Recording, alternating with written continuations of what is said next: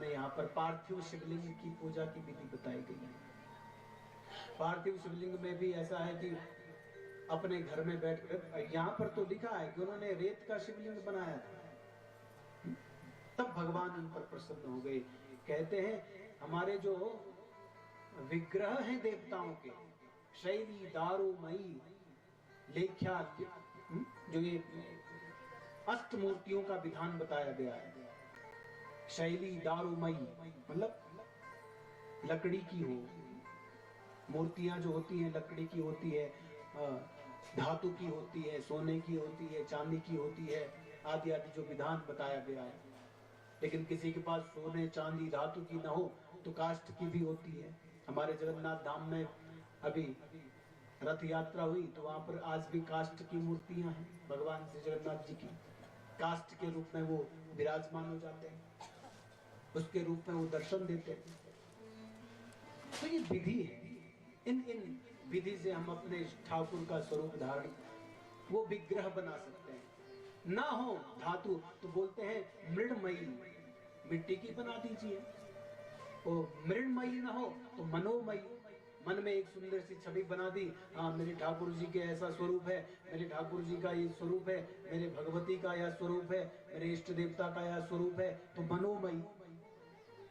जो आपको अच्छा स्वरूप लगता है अपने मन में ही वो रचना कर लो, उसकी पूजा कर लो, तो भगवान उससे भी बड़े प्रसन्न हो जाते हैं।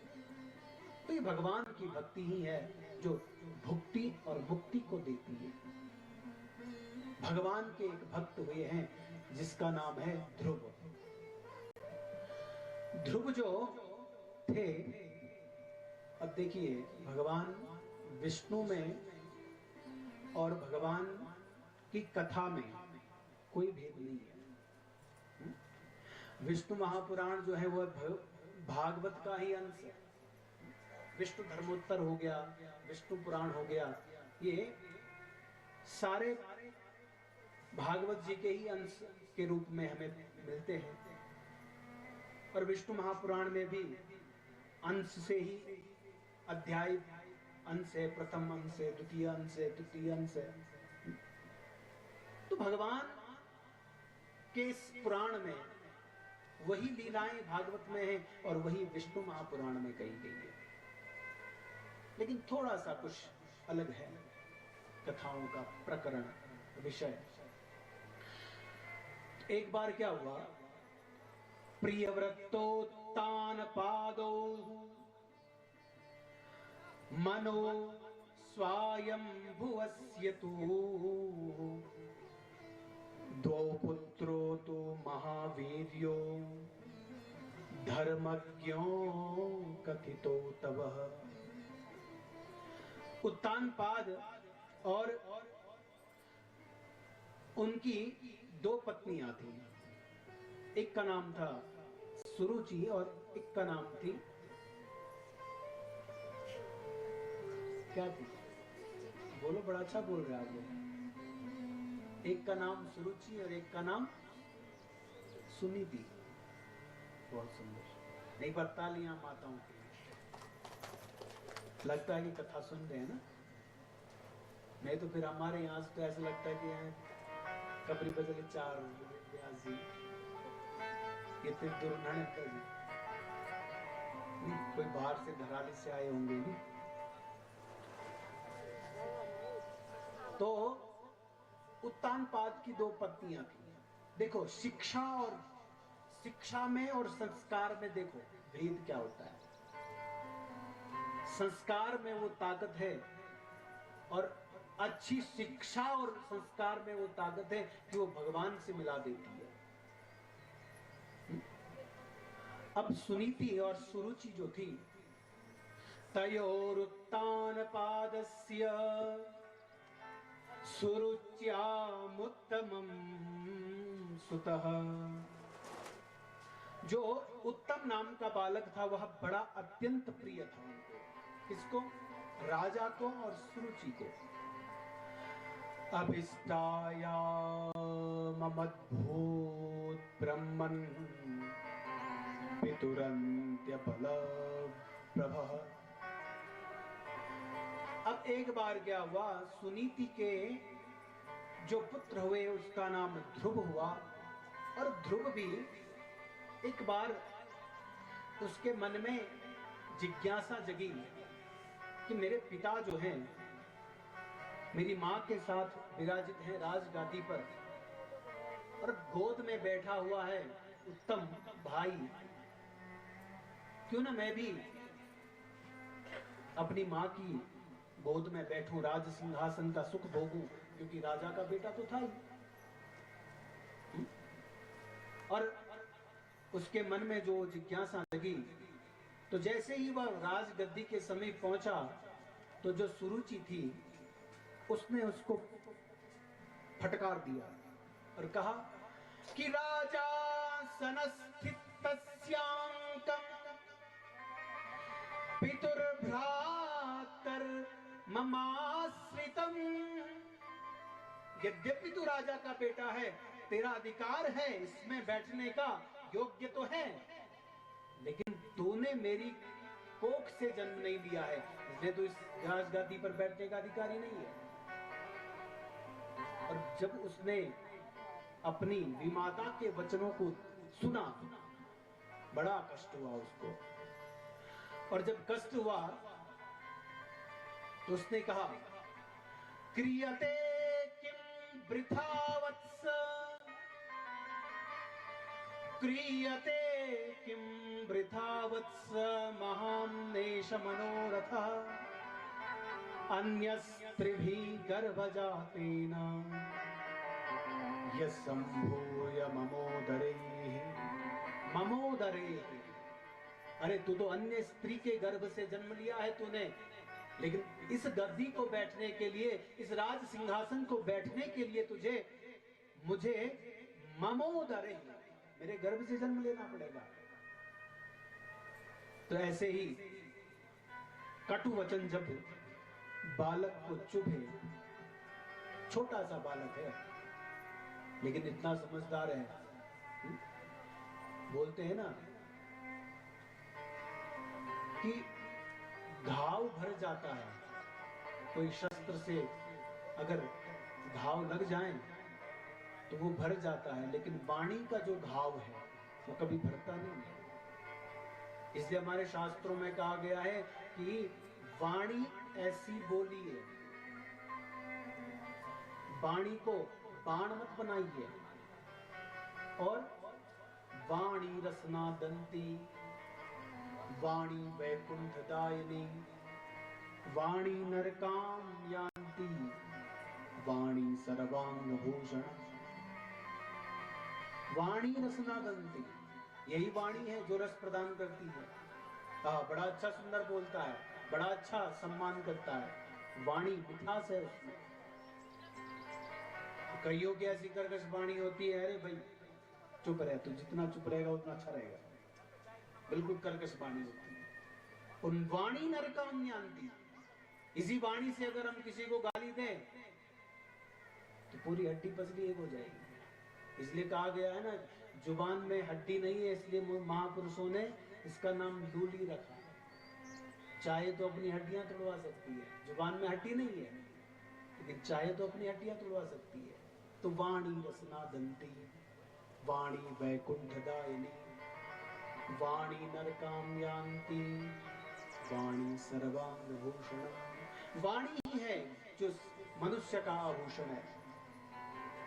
तो वो वाणी से जब उसने कटाक्ष किया ध्रुव पर, तो ध्रुव बड़े क्रोध में अपनी मां के पास गए, सुनीति के पास, और कहा जगामक कुपो कुपितो मातुर, जगामक कुपितो मातुर निजाया द्विज मंदिरम। कहां गए? बोले अपनी मां के महल में गए। जहां कौन थी? बोला सुनीति। और जैसे ही मां ने देखा, ओहो छोटा सा बालक है, लेकिन बिल्कुल ऐसे क्रोध भरे चेहरे से लेकर के आ रहा है जैसे मानो पूरे राज्य को अब नष्ट कर देगा। और माँ का जो स्नेह है, माँ ने उसे बुला, रे बेटा क्या हो गया, क्यों गुस्सा कर रहा है? क्रोध करना अच्छी बात नहीं है, क्रोध तो मूढ़ जन लोग करते हैं। क्या हुआ? बोला माँ, वत्सह का कोप हेतुस्ते कश्चित् त्वां नाभिनन्दितः। क्यों क्रोध कर रहा है तू? आ बैठ। बालक को अपनी गोद में लिया और सुनीति ने कहा, सुरुचि सत्यमाहेदं मंदभाग्योऽसि पुत्रकं नहि पुण्यवतां वत्स सपत्नैरव मुच्यते। अरे उस सुरुचि ने जो तुझे कहा है ना बेटा, उतना हमारा भाग्य नहीं है। उसने सही कहा। देखो, सुनीति, अच्छी नीति को प्रदान करने वाली जो है वह क्या है? सुनीति। वो मैं यद्यपि राजा की धर्मपत्नी हूं, है, मेरा भी उतना अधिकार है इस गादी पर, लेकिन मेरा भाग्य तो देख, मैं इतनी भाग्यवान कहाँ हूं जो मैं सुरुचि की तरह वहां पर तेरे पिता के साथ बैठ सकूं। तेरा भी कहाँ इतना भाग्य है कि जो उत्तम की तरह वहां पर बैठ करके तू उस राजगादी का भोग सके, आनंद भोग सके। तो उसने कहा कि ठीक है, तत्त्वया नात्र कर्तव्यम दुःखम तद्वाक्य संभवम। उसने कहा, बेटा इस गादी पर बैठने वाले तो कई आए और कई गए, लेकिन अगर तुझे इतना ही बुरा लगा हुआ है तो तू उस परम गादी पर बैठ जिस पर हर कोई नहीं बैठ सकता। तो उसने कहा कि मां, उसका उपाय बताओ। राजासनम राजछत्रम वराश्व वरवारणाः यस्य पुण्यानि तस्येते मत्वे तच्छाम्य पुत्रकम्। हे वत्स, जिसका पुण्य होता है वह राज गादी पर विराजित होता है, उसको उत्तम राजभोगों का सुख प्राप्त होता है। इसलिए हमारा पुण्य नहीं है उतना। अगर पुण्य बढ़ाना चाहता है, अगर तू चाहता है कि तू पुण्यवान बने, मम पुत्रस्तथा जातः स्वल्प पुण्यो ध्रुवो भवान। तेरा इतना पुण्य नहीं है कि जो इस राजगादी पर बैठ सके, लेकिन अगर तू चाहता है कि पुण्यवान बने तो तू क्या कर? सुशीलो भव धर्मात्मा मैत्राः परि प्राणी हिते रताः निम्नं यथापः प्रवणाः पात्रमायान्ति संपदाः। अगर तू चाहता है कि पुण्य की प्राप्ति तुझे मिले तो तू क्या कर? बोले सज्जनों की सेवा कर और समस्त प्राणियों के हित की बात कर, उनके हित की बात सोचो, और तेरे पास ऐसे ही वह सुख संपत्ति और पुण्य आ जाएगा जैसे बहता हुआ जल जो है पात्र में भर जाता है। निम्नम यथापः प्रवणः पात्रमायान्ति संपदाः। महापुरुषों की, सज्जनों की सेवा करने से हमारे पास संपदा प्राप्त होती है। अगर तू चाहता है इस राजगादी पर बैठे तो तू ऐसा कर, संतों की सेवा कर, धर्मात्माओं की सेवा कर, उससे तेरा पुण्य बढ़ेगा और पुण्य के प्रताप से तुझे राज्य का सुख मिलेगा। और साददर्शा मुनिंस्तत्र सप्तपूर्वान् गतां ध्रुवः। अब ध्रुव अपने राजमहल से उपवन में गए, और उपवन में जब गए तो वहां पर सप्तऋषि विराजित थे, अपने मृग चर्म पर कुशासन पर बैठे हुए थे। और कुशासन और मृग चर्म पर बैठ करके उन्होंने देखा कि ध्रुव को आते हुए देखा, और ध्रुव को जब आते हुए देखा तो उन्होंने पूछा, नाह पथर नाहम मर्थमभीप्सामि न राज्यम द्विज सत्तमः तत्स्थानमेकमिच्छामि भुक्तं नान्येन यत्पुरा भुक्तं नान्येन पुराः। मुझे ना तो धन की इच्छा है और ना ही मुझे राज्य की इच्छा है, मुझे भोग भी नहीं चाहिए, मुझे कोई सुख संपदा भी नहीं चाहिए। लेकिन उन ऋषियों ने उससे कहा, मरीचिर उवाच, जो सप्त ऋषियों ने मिले थे, यद्यपि भागवत में देवर्षि नारद का उनको मार्गदर्शन मिला, लेकिन विष्णु महापुराण में 7 ऋषियों ने उनको कहा, सप्त ऋषियों ने आदेश दिया, अगर तू चाहता है कि तुझे परम गति और परम तत्व की प्राप्ति मिले, तो अनाराधित गोविंदैर नरैः स्थानं नृपात्मजं नहि संप्राप्यतां श्रेष्ठं तस्मात् आराधयाच्युतम्। नहि संप्राप्यते श्रेष्ठं तस्मात् आराधयाच्युतम्। बिना गोविंद की आराधना किए मनुष्य श्रेष्ठ स्थान को नहीं मिल सकता, श्रेष्ठ स्थान नहीं पा सकता। इसलिए अगर तू चाहता है श्रेष्ठ स्थान की प्राप्ति हो, तो तू अच्युत की उपासना कर, भगवान श्री विष्णु की उपासना कर। तो फिर अत्रि ऋषि ने बोला, परापराणाम पुरुषो यस्य तुष्टो जनार्दनः सप्राप्नोत्यक्षरं स्थानं नैतत् सत्यं मयोदितम्। उस परा प्रकृति आदि से परे जो है परम पुरुष जनार्दन से जो संतुष्ट होते हैं, हे प्रभु, अगर तू चाहता है अक्षय पद, तो भगवान श्री कृष्ण की आराधना कर। ऐसे ही विरंगिरा ऋषि ने भी कहा, यस्यांतः सर्वमेवेद मच्युतस्याभ्यमात्मनः तामाराधाय गोविंदं स्थानमग्र्यं यदिच्छसि। तुम गोविंद की आराधना कर, और गोविंद ही है जो तेरी कामना को पूर्ण कर सकते हैं। फिर पुलस्त्य जी ने भी कहा, परम ब्रह्म परम धाम, जो परम ब्रह्म है, परम धाम है, परम स्वरूप है, योसो ब्रह्म तथा परम, जिनका परम स्वरूप है, उन हरि की आराधना करने से तामाराध्यम हरिम यान्ति मुक्तिमप्यति दुर्लभाम्। ऐसे भगवान श्री हरि की भक्ति अत्यंत दुर्लभ है, इसलिए तू भगवान श्री हरि की उपासना कर।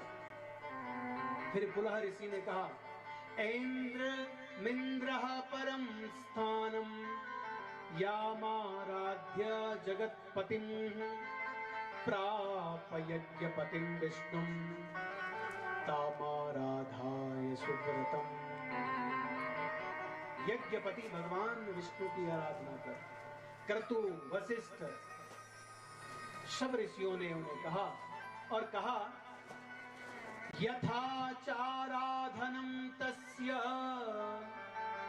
मया कार्यं महात्मनः प्रसाद सुमुखास्तन्मे कथयन्तु महर्षयः।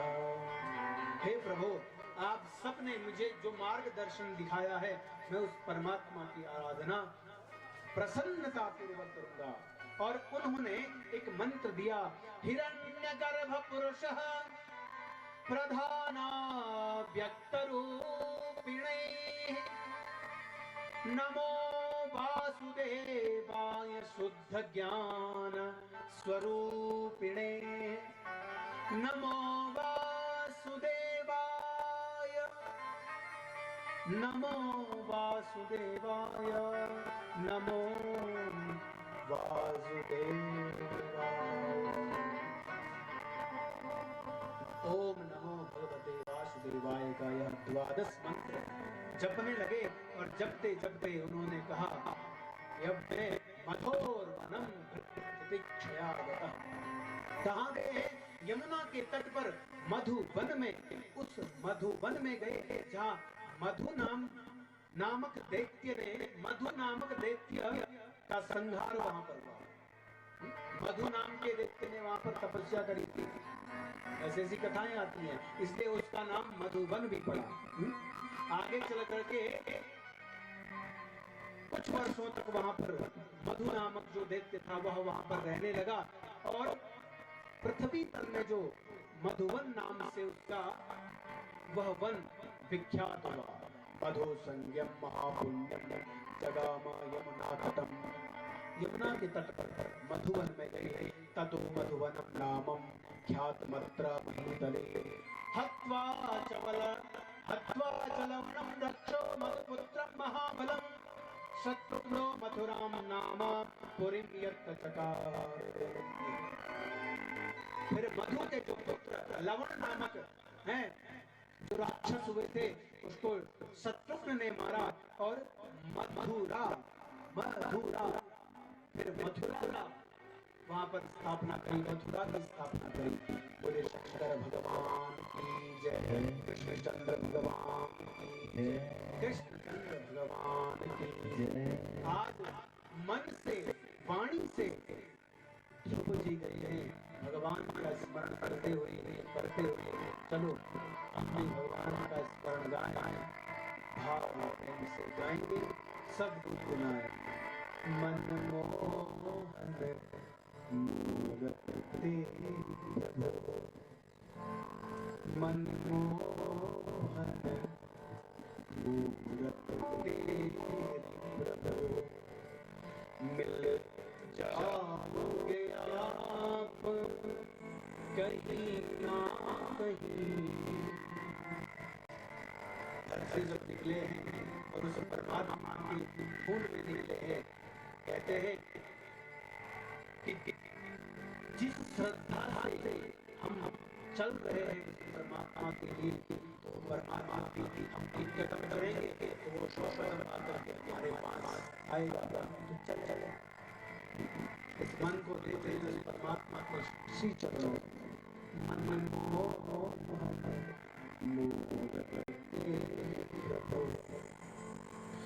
मिल जाओगे आप कहीं ना कहीं, मिल जाओगे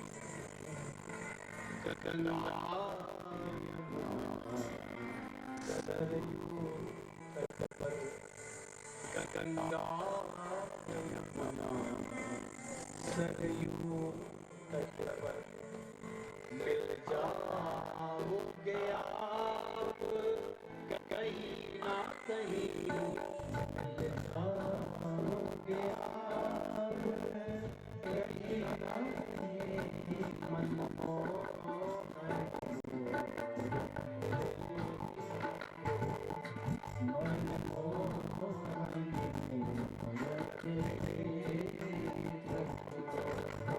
जाओगे आप कहीं ना कहीं, मिल जाओगे आप कहीं ना कहीं,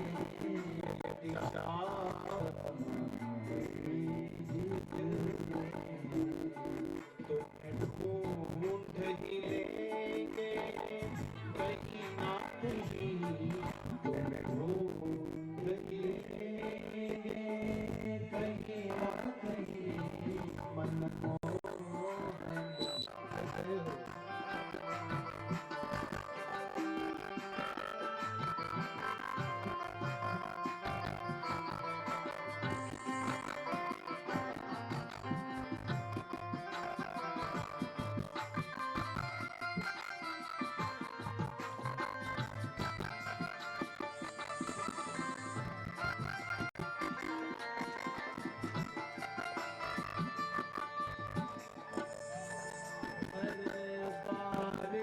छोड़ सन्यासी हुए, घर-बार को छोड़ सन्यासी हुए, घर-बार को छोड़ सन्यासी हुए, घर-बार को छोड़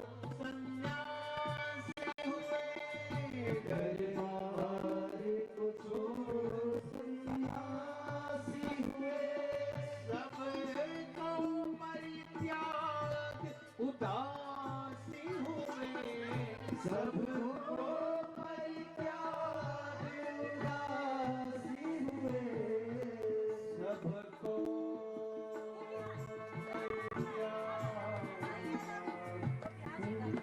सबको परित्याग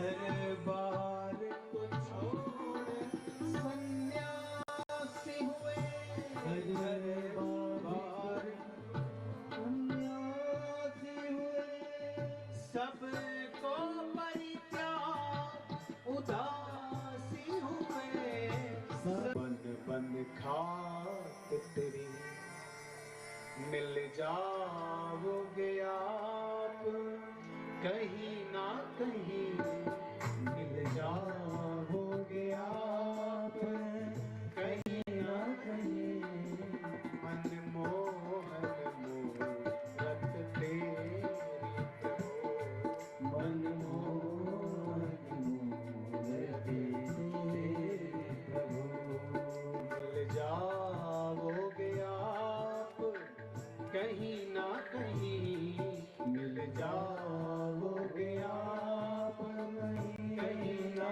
कहीं, यदि चाह हमारे दिल में, यदि चाह हमारे दिल में, ढूंढ ही लेंगे कहीं ना कहीं, तुम्हें ढूंढ ही लेंगे कहीं ना कहीं, मनमोहन मूरत तेरी प्रभु, मनमोहन मूरत तेरी प्रभु। जय हो हे गोविंद, हे गोपाल, हे अच्युत, सच्ची निष्ठा से अगर उसको ढूंढने में निकल जाएं तो अणोर अणियान महतो महियान,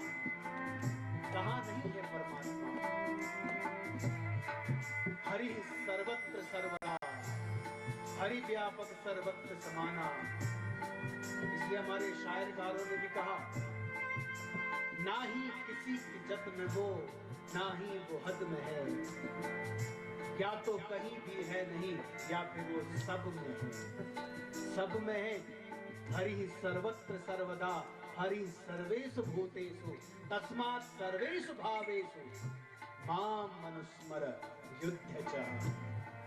मनमोहन मूरत तेरे प्रभु, मनमोहन मूरत तेरे प्रभु।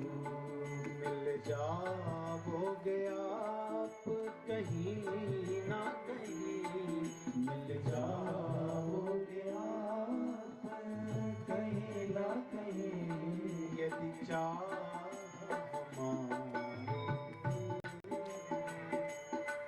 यदि चाह हमारे दिल में, ढूंढ लेंगे कहीं ना कहीं, तुम्हें ढूंढ लेंगे कहीं ना कहीं। मनमोहन मूरत तेरे प्रभु, मनमोहन मूरत तेरे प्रभु। सब भक्त तुम्हीं को घेरेंगे, सब भक्त तुम्हीं को घेरेंगे, सब भक्त तुम्हीं को घेरेंगे, सब भक्त तुम्हीं को घेरेंगे। तेरे नाम की माला,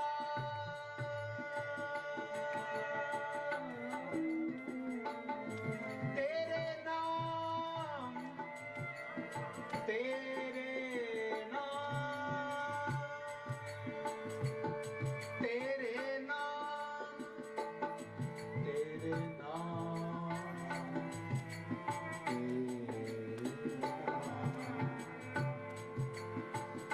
सब भक्त, सब भक्त तुम्हीं को घेरेंगे, सब भक्त तुम्हीं को घेरेंगे। तेरे नाम की माला फेरेंगे, तेरे नाम की माला, तेरे नाम की माला फेरेंगे, तेरे नाम की माला फेरेंगे, तेरे नाम की माला फेरेंगे, तेरे नाम की माला फेरेंगे, माला फेरेंगे। और फिर जब आप ही खुद शर्माओगे, हे मेरे मालिक, हे मेरे ठाकुर, हे हरि, जब आप ही खुद शर्माओगे, हमें दर्शन देंगे कहीं ना कहीं, हमें दर्शन देंगे कहीं ना कहीं। मनमोहन मूरत तेरे प्रभु, मनमोहन मूरत तेरे प्रभु, मनमोहन मूरत तेरे प्रभु, मनमोहन मूरत तेरे प्रभु। मिल जाओगे आप कहीं ना कहीं, मिल जाओगे आप कहीं ना कहीं, यदि चाह हमारे दिल में, यदि चाह हमारे दिल में, तुम्हें ढूंढ ही लेंगे कहीं ना कहीं, तुम्हें ढूंढ ही लेंगे कहीं ना कहीं,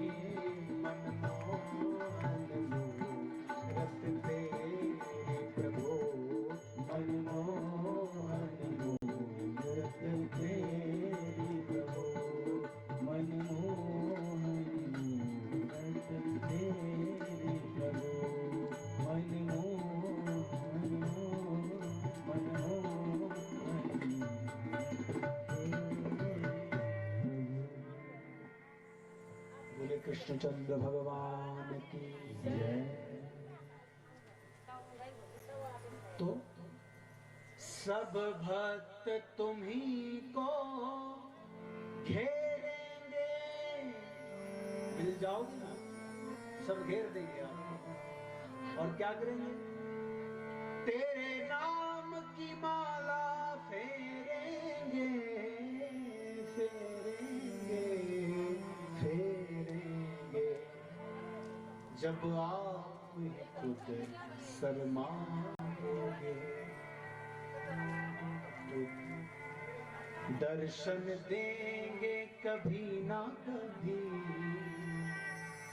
यदि चाह हमारे दिल में है। चाह है वो दिल से होनी चाहिए, और चाह ही खत्म हो गई तो फिर वो चाहने वाला भी कुछ नहीं रहता।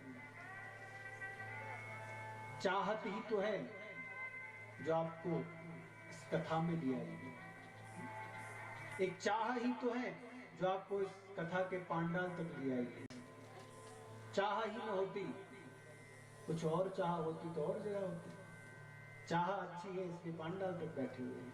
चाह अच्छी है भगवान की कथा सुन रहे हैं।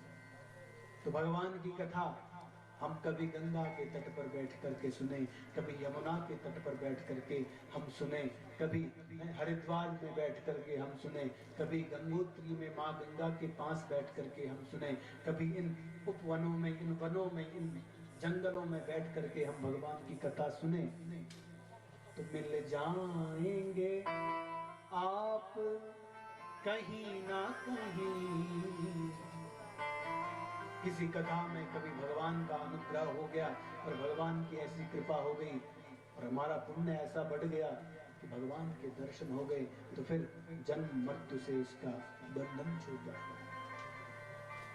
तो जो चाह थी ध्रुव की, वह संसार में नहीं थी। राज वैभव में अगर होते तो शायद आधा राज्य उनको मिल जाता, लेकिन चाह थी परम गति, परम श्रेष्ठ पद की। तो वही चाह आज भगवान के पास ले आई, और भगवान के पास जब बैठ करके साधना करने लगे, भगवान का स्मरण करने लग गए, तब सारे देवी देवता जो हैं उनकी तप में बाधा करने के लिए आ गए। देखो, हम तप करते हैं तो तप में, हमारे तप में देवता लोग विघ्न कर लेते हैं। क्यों? इंद्र को भी अपनी कुर्सी का भी डर रहता है, क्योंकि पुण्य करोगे तो पुण्य से स्वर्ग की प्राप्ति होगी, और अगर स्वर्ग की प्राप्ति होगी तो भैया इंद्र तो अपनी गद्दी का मालिक है, वो नहीं चाहता है कि भाई मेरी गद्दी पे कोई और बैठे। इसलिए जब उन्होंने देखा कि अरे पूरे पृथ्वी पर, लोकों पर, तीनों लोकों पर ऐसा कौन सा या है बालक जो तप के माध्यम से सारी सृष्टि को, सूर्य की गति को भी रोक रहा है। सारे देवताओं ने एक सभा बुलाई और गए, जाओ उसकी तपस्या भंग करो। तपस्या भंग करने के लिए उपदेवता आए। कूष्मांडा विविधै रूपै महेंद्रेण महामुने समाधि भंग मन्यन्त मारब्धा क्रतुमातुरः। कूष्मांड नाम का जो उपदेवता था, वो नाना रूप धारण करके, अलग अलग रूपों को धारण करके उस बालक की तपस्या भंग करने के लिए आया। बहुत सारे रूप उसने धारण किए, लेकिन ध्रुव की तपस्या भंग न कर पाया। अब माया से उसने सुनीति का रूप धारण किया, और सुनीति का जब रूप धारण किया, सुनीतिर नाम तन्माता शास्त्रात् पुरतः स्थितः पुत्रेति करुणां वाच माह माया मयिं तदाह। तो माया रूपी देवताओं ने जब उसकी मां का रूप धारण किया तो कहने लगे करुणा भाव से, हे पुत्र, इतने समय से तू तपस्या कर रहा है, तू कहां उस परम, उस भगवत तत्व की प्राप्ति की बात कर रहा है? चल राज सिंहासन, मैं तुझे उस राज सिंहासन पर बैठाऊंगा। लेकिन ध्रुव तो अंतर ध्यान हो रखे हैं, उन पर इन बातों का कोई फर्क नहीं पड़ता। पुत्र का स्मान निवर्तस्व शरीरात्य यदारुणात् निर्बंधतो मया लब्धो बभूभिस्त्वं मनोरथैः।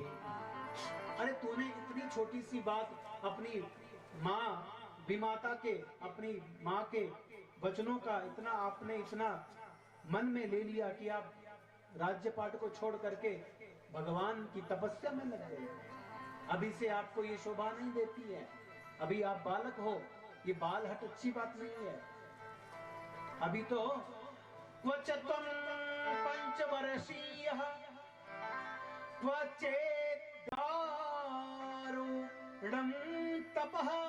अरे कहाँ तुम्हारी 5 वर्ष की ये उम्र है और कहाँ इतना बड़ा आप कठोर तप कर रहे हो।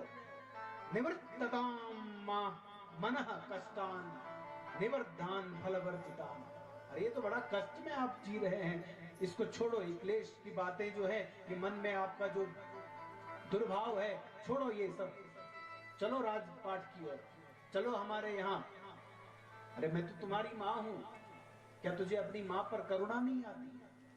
कौन कह रहा है? जो माया रूपी देव बने हैं उसकी माँ सुनीति का रूप धारण करके, ताकि इसकी तप को बाधा आ जाए। और जब देखा उन्होंने इस पर कोई फर्क नहीं पड़ रहा, तो सारे देवता गए हैं भगवान के पास और कहा, देव देव जगन्नाथ परेश पुरुषोत्तमम् ध्रुवस्य तपसा ताप्ता त्वां वयं शरणं गतः।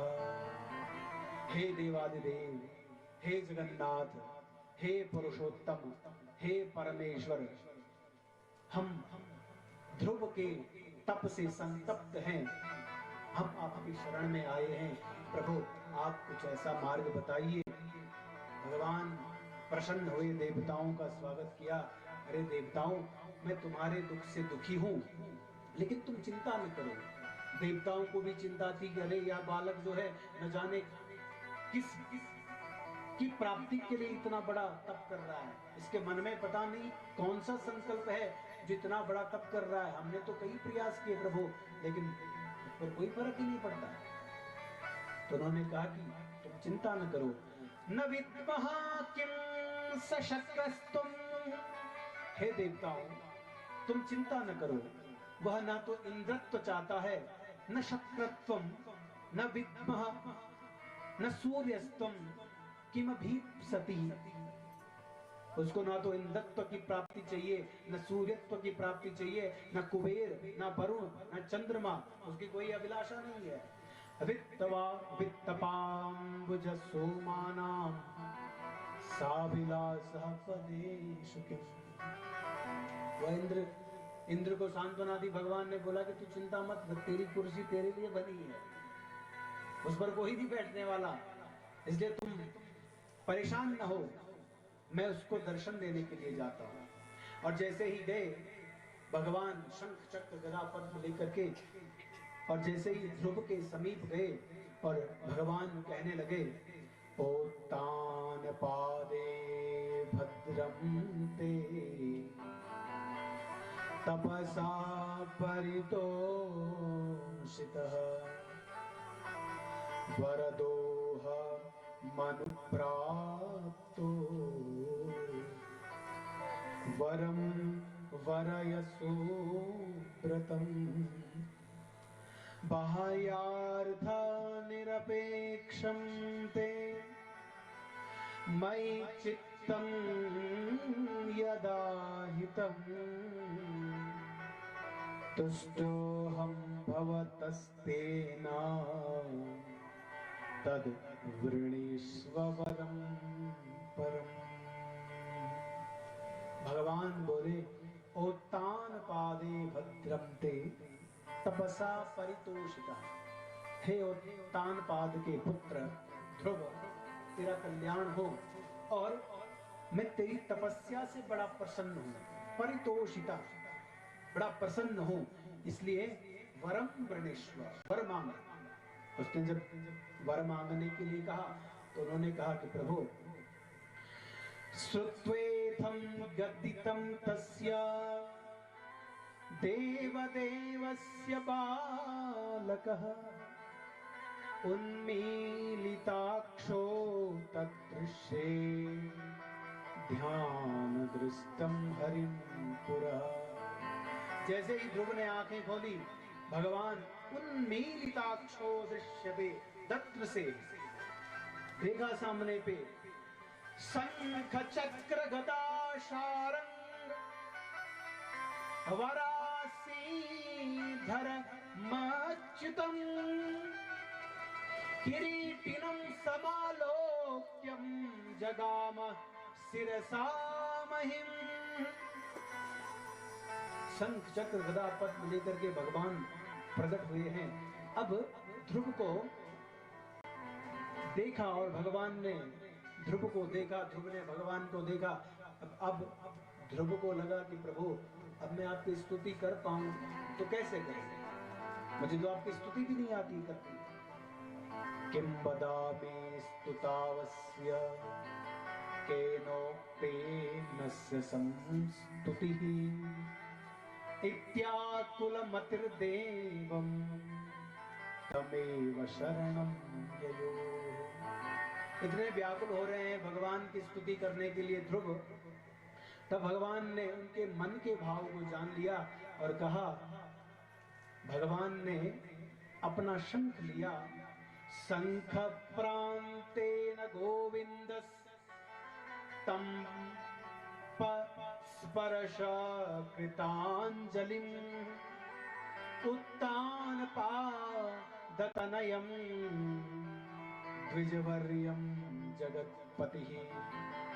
भगवान ने शंख का स्पर्श ध्रुव के कपोल पर किया, उसके गाल पर किया तो कपोलो वसते वाणी। जैसे ही शंख का स्पर्श किया तो भगवान की स्तुति करने लगे। ध्रुव कहने लगे, ध्रुव उवाच भूमिरापो नलो वायु खं मनो बुद्धिरेव च भूतादिरादि प्रकृतिर्यस्य रूपं नतोऽस्मितम् शुद्धः सूक्ष्मोऽखिलव्यापी प्रधानात् परतः पुमान् यस्य रूपं नमस्तस्मै पुरुषाय गुणांशिने। हे प्रभु, भूमिरापो नलो वायु खम मनो बुद्धिरेव च। पृथ्वी जल अग्नि वायु आकाश मन बुद्धि अहंकार प्रकृति, ये सब जो है वो सब आपका ही रूप है। इसलिए मैं आपको बार बार नमस्कार करता हूं। भगवान की स्तुति करी, भगवान प्रसन्न हुए और बोला कि प्रभु तपस्तत्फलं प्राप्तम्। अब मैं तुझे इस तपस्या का क्या फल दूं? तूने तो मेरा मन जीत लिया है। तूने वो तप किया है कि मैं अगर तुझे संसार भी दे दूं तो भी यह छोटा है। अगर मैं तुझे राज्य भी दे दूं, है तुझे चक्रवर्ती सम्राट भी बना दूं तो भी तेरे तप के आगे ये बड़ा छोटा है। तपस्तत्फलं प्राप्तं यद्दृष्टोऽयं त्वया ध्रुवम् मद्दर्शनं हि विफलं राजपुत्रं न जायते वरं वरय तस्मात् त्वं यथाभिमतमात्मनः सर्वं संपद्यते पुंसां मयि दृष्टिपथं गतः। मेरा दर्शन तूने किया है तो जो तूने मेरे दर्शन किए हैं वह खाली नहीं जाएगा। इसलिए राज सिंहासन की तो तेरी इच्छा नहीं है, लेकिन मैं तुझे, यद्यपि तुझे राज सिंहासन की अगर भूख होती, तुझे मान प्रतिष्ठा की अगर भूख होती, तो तेरा जो पूर्व जन्म था वो एक ब्राह्मण का था। ध्रुव जो थे वो पूर्व जन्म में ब्राह्मण थे। अब भगवान उसको अपने उसके पूर्व जन्म की बात कह रहा है। अगर तुझे राज सिंहासन चाहिए था, तुझे तो वो पूर्व जन्म में भी मिला था, ब्राह्मण का बालक था तू। त्वमासि ब्राह्मणा पूर्वे मयेकाग्रमतिः सदा, माता पित्रोश्च शुश्रूषुर् निज धर्मान पालकः। पूर्व जन्म में तू एक ब्राह्मण का बालक था और मन तेरा मुझ में था, भक्ति करता था, लेकिन अपनी माता पिता की सेवा करने में और स्वधर्म पालन करने में तत्पर था। लेकिन कालांतर में कालेन गच्छता मित्रम राजपुत्रस्तवाभवत्। लेकिन कालांतर में क्या हुआ, एक राजपुत्र जो था, राजा का एक पुत्र था, उसके साथ तेरी मित्रता हो गई थी और युवा अवस्था में उसके साथ संपूर्ण भोगों को भोग करके रूप लावण्य से युक्त हो गया था। यौवने खिल भोगाढ्यो दर्शनीयो ज्वलाकृति। राजा के पुत्र के साथ तेरी मैत्री हो गई थी और राजा के पुत्र के साथ इतना सुंदर रूप लावण्य तेरा हो गया था और उसके संग से दुर्लभ वैभव भी की इच्छा तेरी हुई। भवेयम राजपुत्रोहा मितिवाच्छा त्वया कृतिः। अब उस राजा के पुत्र के साथ जब तेरी मैत्री हो गई, तब तेरे मन में भी वो भाव आया कि अरे मैं भी काश राजा का पुत्र होता। तो राजा का पुत्र जब होता तो आज तू राजा के पुत्र यहाँ पर जन्मा है, राज वैभव के यहाँ पर तेरा जन्म हुआ है, राजा के यहाँ पर तेरा जन्म हुआ है। और स्वयं वो मनु के कुल में तेरा जो स्थान है, स्वयं वो मनु के कुल में अगर जन्म मिल जाए तो वह अति दुर्लभ से प्राप्त होता है। इसलिए मैं तुझे उस कुल में से भी ऐसा श्रेष्ठ वरदान भी नहीं दे सकता हूं। और राजा का पुत्र है इसलिए तुझे राजपाट तो मिला ही है, लेकिन यदि तू चाहता है सूर्यात् सोमा तथा भौमा सोमपुत्रात् बृहस्पतेः सीतार्कतनयादीनां सर्वाक्षणां तथा ध्रुवम्। अगर मैं तुझे सूर्य, चंद्र, मंगल, बुध, बृहस्पति, शुक्र और शनि आदि नक्षत्रों, सप्त ऋषियों के स्थान में भी अगर तुझे वो पद दूं, भैया तेरे तप के आगे वो भी छोटा है। इसलिए मैं तुझे एक ऐसा श्रेष्ठ स्थान देने जा रहा हूं कि तिष्ठन्ति भवतो दत्तम मया वे कल्प संस्थितः। मैं तुझे वो स्थान देने वाला हूं। अरे एक बार में भी अगर ब्रह्मा की सृष्टि में ये सूर्य, चंद्र, ग्रह, बुध, बृहस्पति, शुक्र आदि जो ग्रह हैं ये भी बदल जाते हैं, लेकिन कल्प कल्पांतर तक भी जो मैं पद तुझे दे रहा हूं वह है, बोला सुनीतिर विमाने तारका भूत्वा तावत कालम निवस्यति।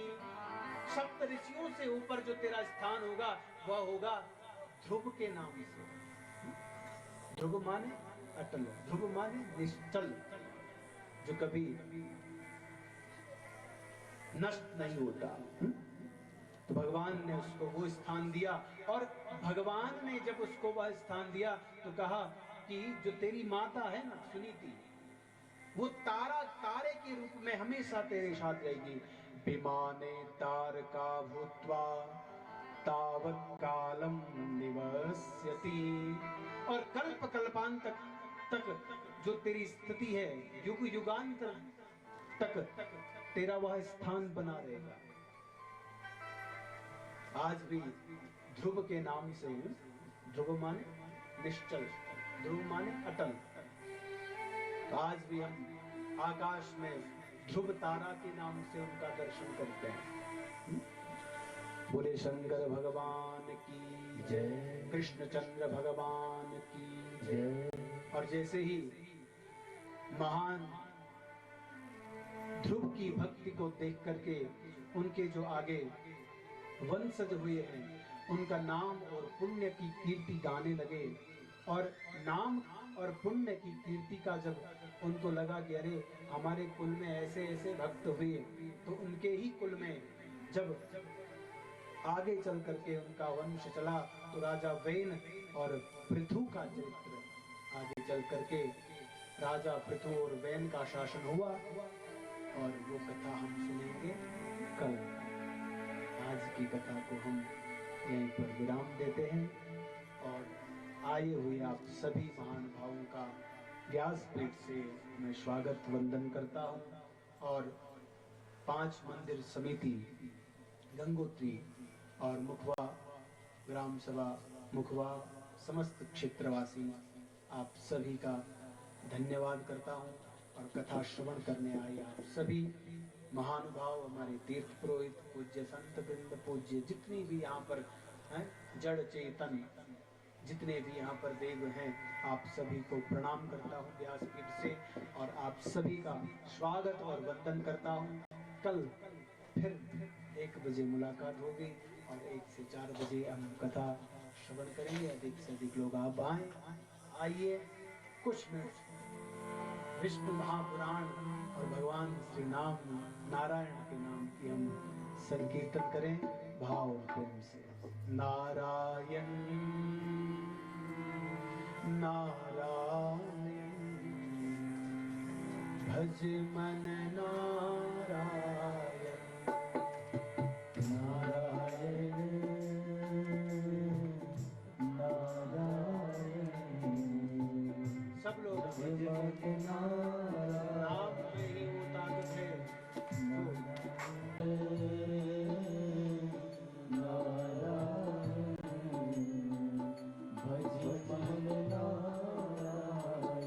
हरे घनश्याम भज मन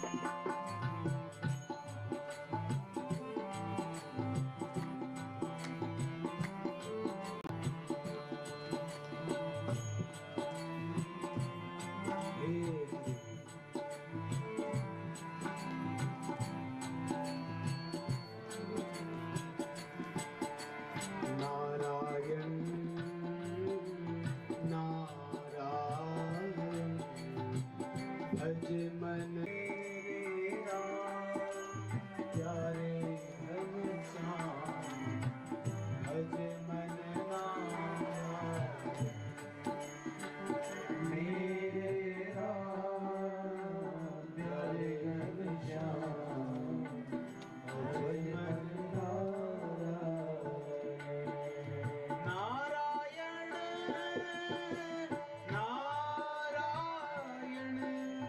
भज मन नारायण नारायण नारायण भज मन नारायण नारायण नारायण भज मन नारायण नारायण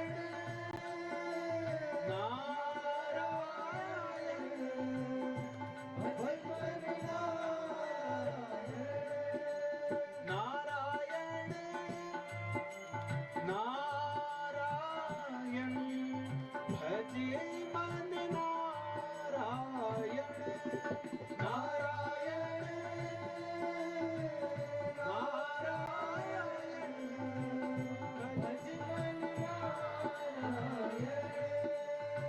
नारायण नारायण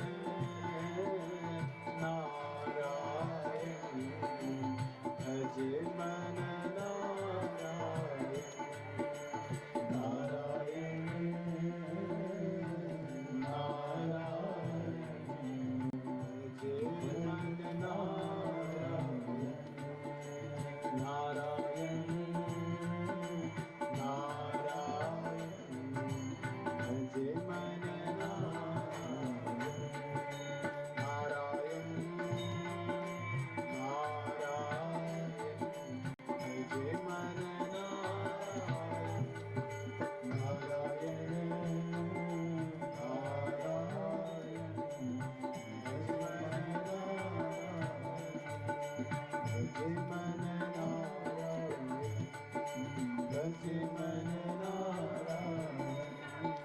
भज मन नारायण